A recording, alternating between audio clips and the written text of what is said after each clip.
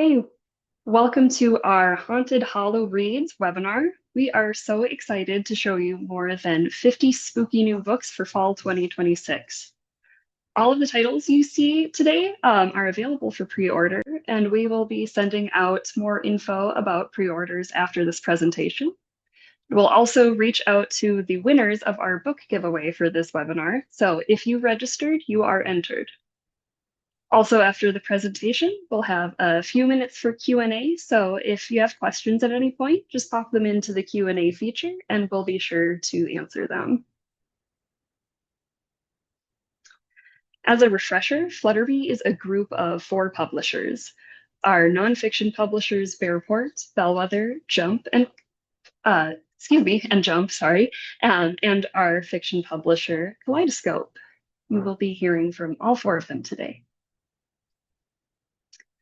Jen Jensen, our Flutterby group publisher, will walk you through our nonfiction Hallow-Reads, while Jillia Olson, our editorial director at Kaleidoscope, will present our spooky fiction series.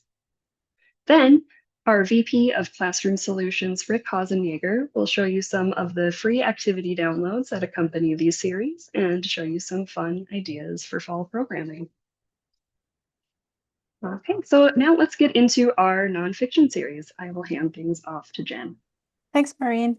Hello, everyone. Today we're going to creep through some haunted kitchens, dusty tombs, mysterious laboratories, and even some crime scenes, all through the power of books. Thanks for joining us for a frightfully fun journey through exciting series that will entertain curious readers, spark learning, and keep pages turning long after the witching hour. Next, we'll stay on the slide. So what do you do if you have a monster as a dinner guest and you have no idea what to cook? Luckily, this creepy cookbook series helps young chefs whip up terrifying, tasty treats for all kinds of legendary monsters. Each book includes an easy-to-follow recipe, 5 of them, ingredients and tool lists, step-by-step instructions with photos, and cooking and kitchen safety tips. Next slide, please.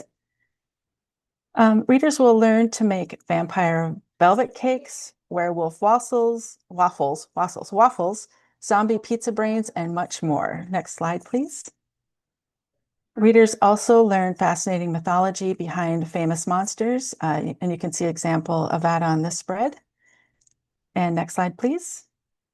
And this series combines cooking, reading comprehension, creativity, and a little cultural mythology into one frightfully fun experience. Next slide, please. Next, we enter the laboratory of doom with dangerous diseases. This fascinating series answers questions like, what makes us sick? How do diseases spread? And what can we do to stay safe? Next slide, please. Readers will explore the history of diseases, symptoms and effects, prevention and safety measures, and ignore, if you don't like gross things, that's what this whole thing is about, ignore this slide or look away. Next slide, please.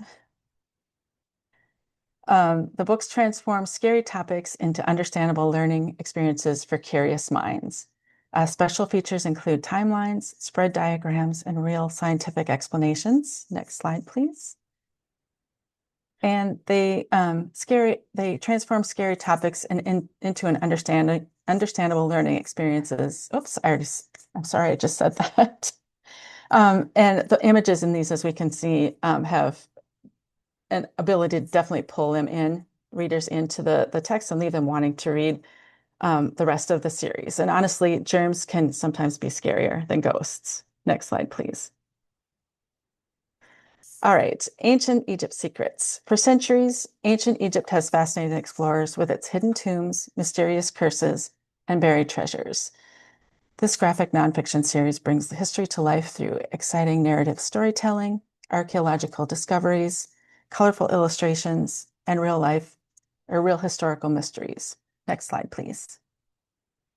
Readers will follow archaeologists as they unearth hidden tombs, investigate ancient thefts, and decode clues from the past. Next slide, please.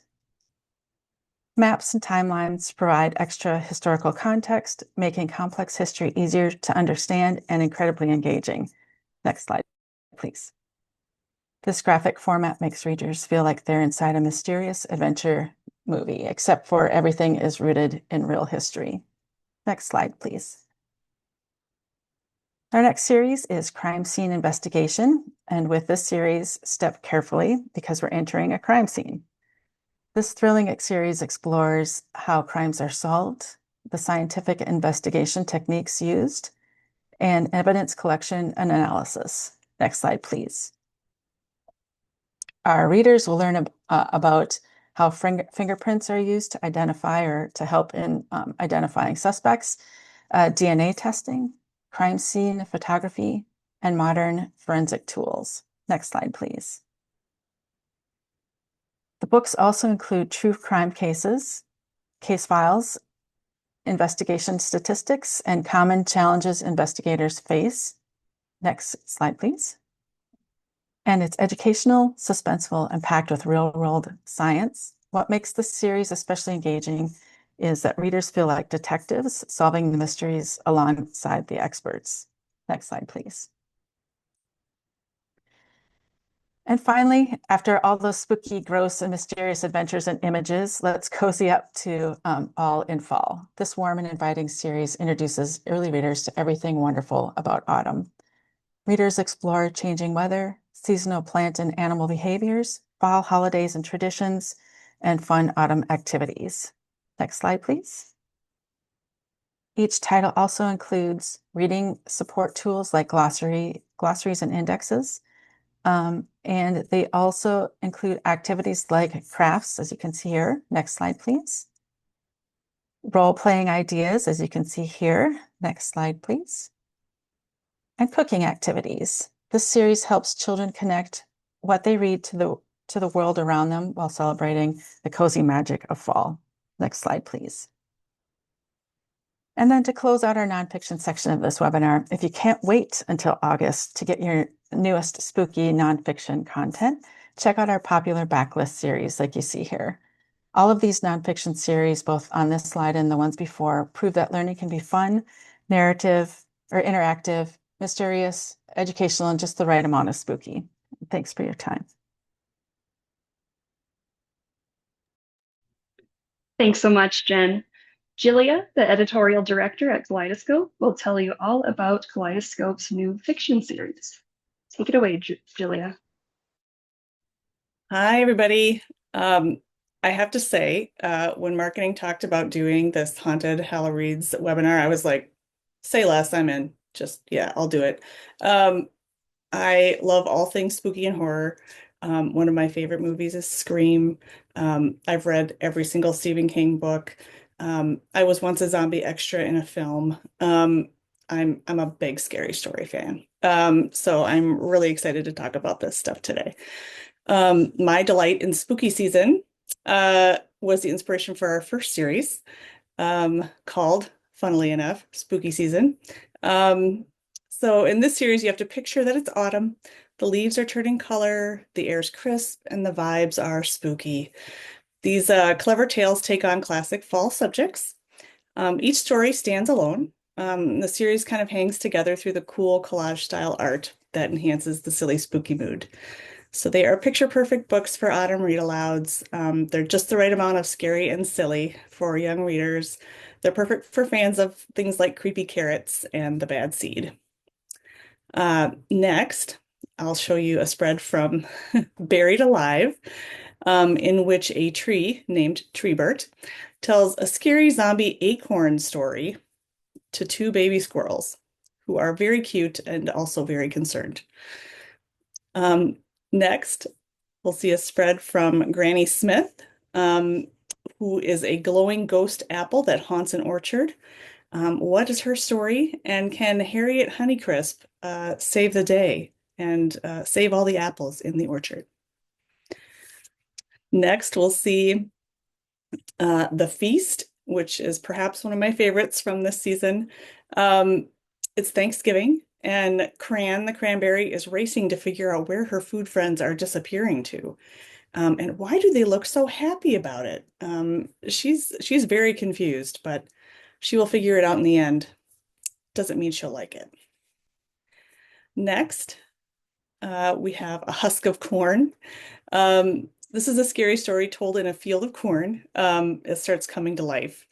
Um, and side note, the zombie movie I was in had a really cool scene with a combine and zombies in a cornfield. So, you know, this has a little special place for me. Two more without sample spreads. We have our Shake Like a Leaf that involves maple leaves that suddenly develop a red plague.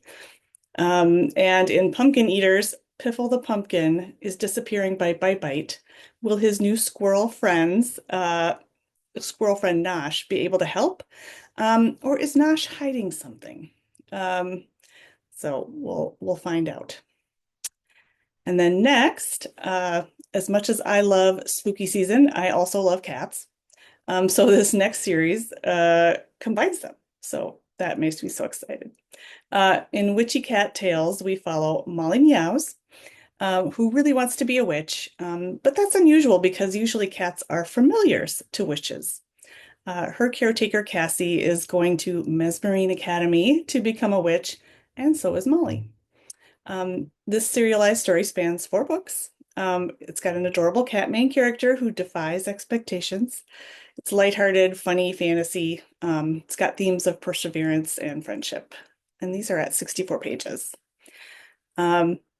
So first up, we've got some great full color art here too. So on the next page, in the first book, Molly Meows wants to be a witch. Molly gets stuck in classes to be a familiar, but she sees Cassie doing spells and knows she's meant to be a witch. So how can she convince her headmaster? Spoiler alert, Molly's wand is her tail. So that's my also favorite part of this series. Next, in Molly Goes on a Quest, Molly is finally in witch classes, but she's struggling to do the spells correctly.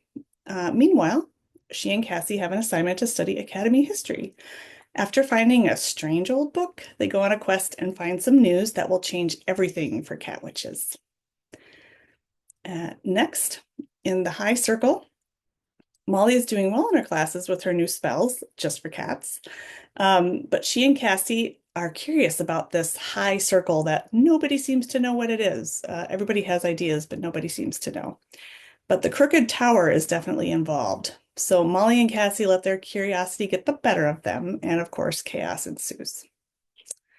And next, in Back to School, Molly is tasked with overseeing some kittens to see if they could take on witch classes. And if she can get kittens to do it, then any cat could do it, right? But herding playful kittens is a true test of Molly's powers. And then, speaking of cats, the next series has one too. Totally coincidence. Like I didn't say every series has to have a cat in it, just the way it worked out. Hauntel, one of my absolute favorites of this season. It involves Gabby, her dad, and a cute cat named Olive, who move into a haunted hotel or a hauntel. Being haunted helps drum up business because ghost hunters want to come and stay and look for ghosts. But Gabby is the one who seems to find the ghosts. She and her new friend Elm try to help the ghosts while navigating school life, and her dad, who loves the business aspect of paranormal teams coming, doesn't believe in ghosts. This serialized story spans 4 books. It's a just right scary series for fans of creepy tales and ghost hunting. Features themes of bravery and exploration of the unknown, and it's got really relatable characters in extraordinary situations. And just as an FYI, the author is a part-time ghost hunter based out of the Twin Cities. Fans of the recent Netflix series Haunted Hotel will probably be interested. It's got a very strong female character, and this runs 88 pages. So next we have a spread from the first book, Business is Booing. Ghost hunters want to stay at the hotel the very first night the family moves in. Dad, of course, doesn't want to turn away business, and Gabby discovers what ghost hunting is really all about. Next, in Kitchen Chaos, Gabby's new friend Elm needs her help. Something, maybe a haunt, as he calls them, has torn apart his kitchen. And then when it happens to the hotel's kitchen too, Gabby and Elm team up to figure out what's going on with this kitchen chaos. Next in Fright of the Felines, fully cat-based story, which I love. It has, ghost cats. Gabby and Elm have been hearing strange meows that aren't coming from their totally alive cat, Olive. As they investigate, they uncover the hotel used to allow patrons to rent cats to stay in their rooms. Tracking down a missing piece of the puzzle takes them to a local cafe that also has troubles with some cats. And next in Don't Taunt the Haunts, a famous ghost hunting TV show decides they're going to do an episode at the Hauntel, which of course means big money for the hotel, but big stress for Gabby. And the show's star seems to like to antagonize ghosts, and the ghosts don't appreciate that. These are really fun, I think really nice, atmospheric, black and white art. And I think kids are going to just devour these. So our next series, this one doesn't have a cat, but it does have all kinds of very interesting creatures. It's called The Heart of the Maze. And so when their aunt's pet parrot escapes outside, three siblings have to try to find it. In the backyard, they come upon a hedge maze, and of course, the parrot goes into the hedge maze. All three siblings have very different personalities and have to work together. Horror. Along the way, they encounter all manner of fantasy creatures, your typical fairies and gnomes and trolls, but they also have living rocks, talking pigs, and the hedges might be alive themselves. Great fantasy series for kids. Good themes of managing sibling dynamics, social emotional learning themes of teamwork and appreciation too. And next you'll see a sample of the black and white art that complements the text. And all of these stories take place within different parts of the maze, and they introduce different creatures. And next you'll see some interesting people too. This particular one has 3 heads, so all kinds of interesting people and creatures you'll encounter in this one.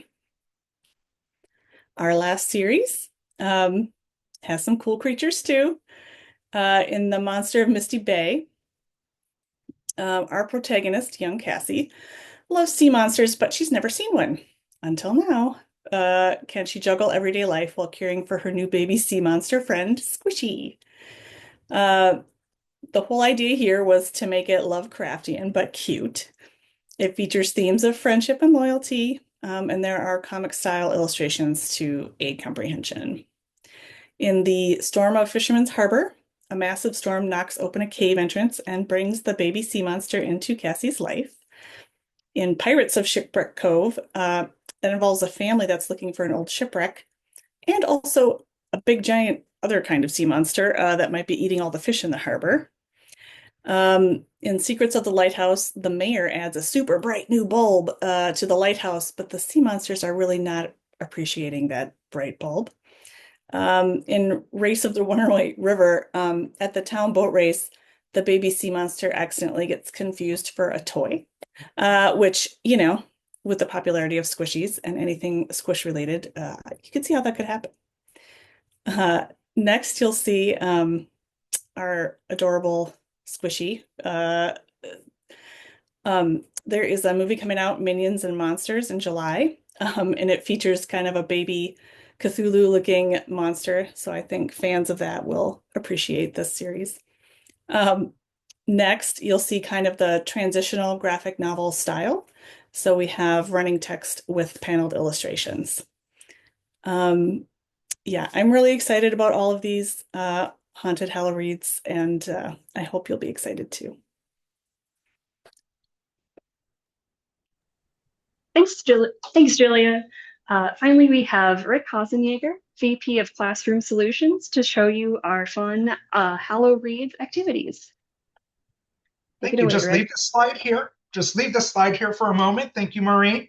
So I'm excited to wrap things up by sharing some free activities and programming resources we'll be offering alongside all of these fall and spooky season titles. One thing we always think about is how do we help librarians and educators take great books and turn them into memorable experiences for children? That's really the purpose of what is behind these resources. We will be offering free downloadable activities designed to support fall and Halloween programming in classrooms, libraries, literacy nights, maker spaces, and in displays. Some activities are already available now and will continue adding new resources monthly through the fall season. The goal is to make it easy to extend reading into hands-on creativity, collaboration, and most importantly, fun and engagement. One thing we especially love about these projects is how they work as displays and as instructional extensions. When children see all of their projects displayed together, it creates excitement and a real sense of community around reading. These kinds of displays can turn a classroom or library wall, hallway, or corner into something interactive and seasonal while also celebrating your student or children's creativity. Next. So we'll start with a cutout skeleton lantern activity. Get students into a spooky mood by having them decorate and cut out their lanterns, then turn out the lights and illuminate them with battery-operated tea light candles. This pairs perfectly with spooky nonfiction titles, Halloween read-alouds, and seasonal displays. Students get to create something hands-on while also building excitement and engagement around books and reading. Next.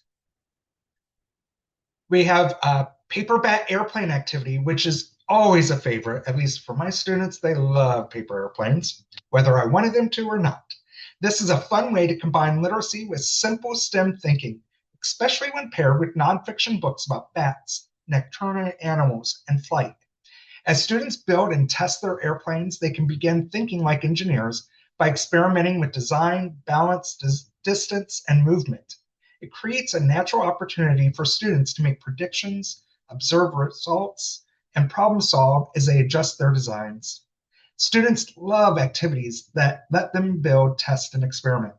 And this is an example of how reading can expand into hands-on learning and deeper curiosity about the world around them.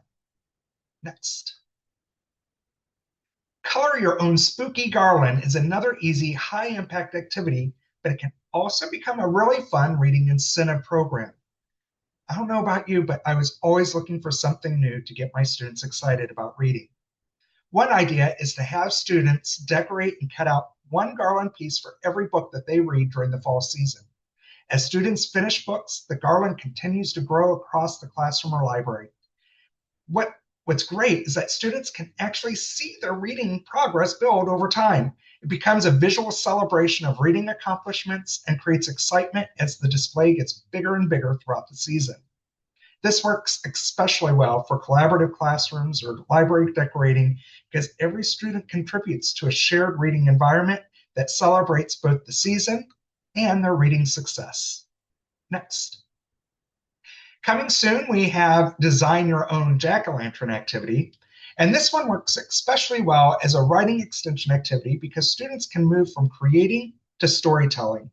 Students can design a pumpkin character and then write a spooky story, character description, imaginative scene, or even create a backstory explaining their jack-o'-lantern's personality or magical powers. It's a great way to encourage creativity, descriptive writing, and imagination while helping students make stronger personal connections to reading and storytelling. And because every pumpkin design turns out differently, it also creates a really fun classroom or library display that celebrates student creativity and voice. Next. We'll also be releasing an entire collection of additional fall projects and activities designed to help educators extend seasonal reading into meaningful classroom and library experiences. These resources are created to support literacy engagement through creativity, collaboration, hands-on learning, and visual celebration of work. And most importantly, our goal is always to provide ready-to-use materials that are fun and engaging for students without creating extra prep work for you. Next. One of my personal favorites is our monster meal activities. This one is werewolf kibble, recipe-style activities that are wonderful because they naturally support sequencing, vocabulary development, and procedural reading activities and skills, while still feeling fun, seasonal, and highly engaging for students. And building on that, we also have another monster meal recipe called Snow Soda next. Snow Soda gives students another playful seasonal reading experience where they're practicing skills like following directions, sequencing, vocabulary, without it feeling like academic work. What's nice about these activities is how naturally they connect books to hands-on experiences. Next. And finally, in addition to all of these hands-on activities we shared today, we'll also have posters and a series of bookmarks available soon to help bring all of these fall titles and reading experiences together. Our goal with all of these resources is to help you create excitement around reading, whether that's through creative projects, STEM connections, writing extensions, collaborative displays, seasonal reading incentives. They're all there for you. We want to make these books become more than just individual reading experiences. We want to help them to create an environment that feels interactive, engaging, and full of joy. And with our new downloadable resources continue to be added throughout the season, we're excited to keep supporting all of the amazing reading experiences you are creating for your students. With that, I'm going to turn it back to Maureen. Thank you so much, Rick. And thank you so much to everyone who came to our webinar today to learn more about our Hallow-Reads books. Before we start our Q&A, I just wanted to remind you that all of the titles you saw today are available for pre-order, just to make sure that you get them in plenty of time for fall programming, and they will ship out in August. You can find pre-order information on our Hallow-Reads webpage, where you can also browse these series and download the activities that Rick showed you. You can scan that code now, but we will be sending out an email after the webinar with that link to make sure that you have all of the information that you need. And we will also be reaching out to our giveaway winners. So now we can kick off our Q&A. Let me check to see what, I think someone wants to see the backlist series from the nonfiction. There was that slide. Oh, yes. Yes. We can certainly go back to that one. Thanks, Maureen. Yeah. Let's see. There are some good ones there, so definitely worth a second look. Oops. There it is. I think that this Where You Dare Not Go series in the top left has been one of our most popular series lately. Looks like we've got a couple more questions. All right. I believe that is all of the questions we have. But if there's anything else you'd like to know, any other questions you run into, we are happy to be in touch about those. And we will be sending out, again, a link to our webinar page. So thank you so much